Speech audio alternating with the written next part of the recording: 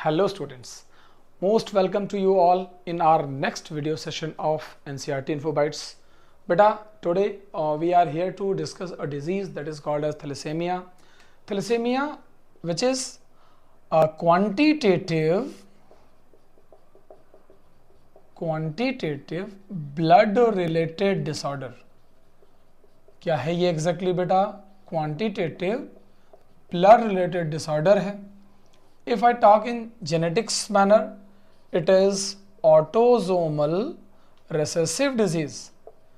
कैसी है ये? Autosomal recessive disease है, which means इसके 3 फॉर्म होंगे. पहला, अगर हम ध्यान से समझें तो हम ये कहते हैं कि मेल फीमेल का इसमें सेटअप नहीं देखा जाएगा. अगर कैपिटल ए है तो अनअफेक्टेड इंडिविजुअल बनता होगा. अगर कैपिटल ए स्मॉल ए है तो भी इंडिविजुअल अनअफेक्टेड होता होगा. लेकिन अगर स्मॉल ए है तो इंडिविजुअल अफेक्टेड होता होगा, चाहे वो मेल हो चाहे वो फीमेल हो. ये डिजीज़ इतना ज़्यादा टॉक ऑफ द टाउन इसलिए है क्योंकि इस डिजीज़ का अभी तक हमारे पास कोई सॉलिड सोल्यूशन या क्योर अवेलेबल नहीं है. जब हम इस डिजीज़ पर बात करते हैं तो हम ये बोलते हैं कि इस डिजीज़ को हम जेनेटिक लेवल पर ही रोक सकेंगे. इसके पहले हमारे पास और कोई ऑप्शन इस रोकने का नहीं है. होती क्या है डिजीज़? आइए एक बार बेटा इस पर बात करते हैं. थैलेसेमिया में हम 2 चीज़ों पर बात करते हैं. 2 तरह का थैलेसेमिया नॉर्मली होता है. एक को बोलते हैं अल्फा थैलेसेमिया और दूसरे को बोलते हैं बीटा थैलेसेमिया. जो अल्फा थैलेसेमिया है और एक दूसरा है बीटा थैलेसेमिया. जिसे हम अल्फा थैलेसेमिया कहते हैं बेटा, वो जिस जीन की वजह से होता है उस जीन का नाम है HbA1 एंड HbA2. एक HbA1 है, एक HbA2 है. ये 2 जीन हैं. और जबकि जो बीटा थैलेसेमिया है वो HBB जीन की वजह से होता है. यानी इस जीन में किसी भी तरीके के डिफेक्ट की वजह से आपको इस तरह का थैलेसेमिया देखने को मिलेगा. जहां एक तरफ alpha thalassemia on chromosome number 11 है, क्रोमोसोम नंबर 16 पर है, वहीं बीटा थैलेसेमिया क्रोमोसोम नंबर 11 पर आपको अवेलेबल होगा, दिखाई पड़ेगा.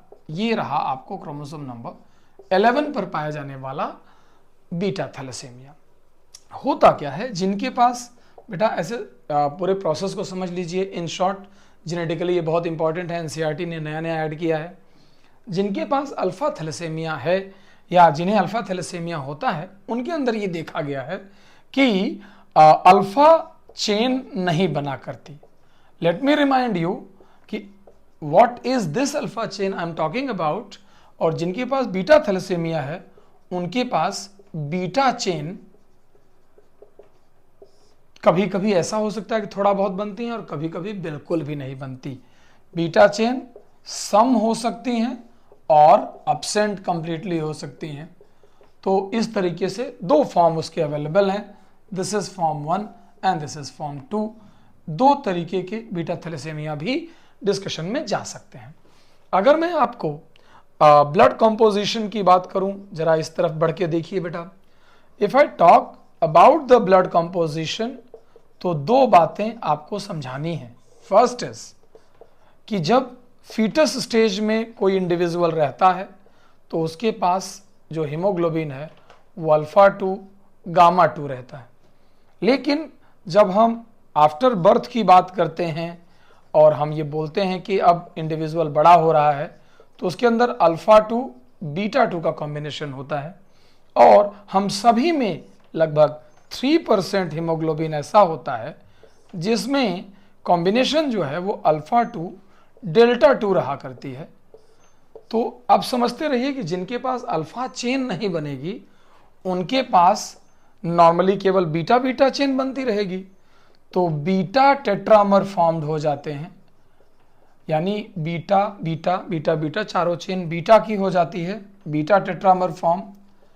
अब ये जो बीटा टेट्रामर्स बनते हैं बेटा, इनका O2 डिसोसिएशन कर्व अलग होता है.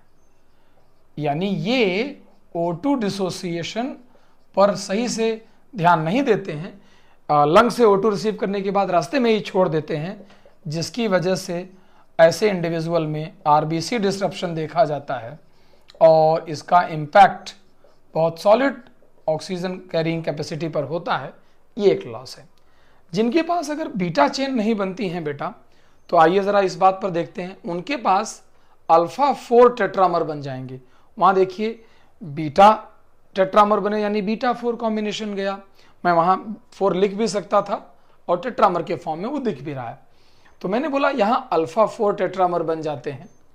एंड दीज अल्फा 4 टेट्रामर्स जो होते हैं, इनकी वजह से अगेन इसकी O2 कैरिंग कैपेसिटी अफेक्ट हो जाती है और इस O2 कैरिंग कैपेसिटी में प्रॉब्लम की वजह से यहाँ पर भी इंडिविजुअल एनेमिक रिस्पॉन्स देता है।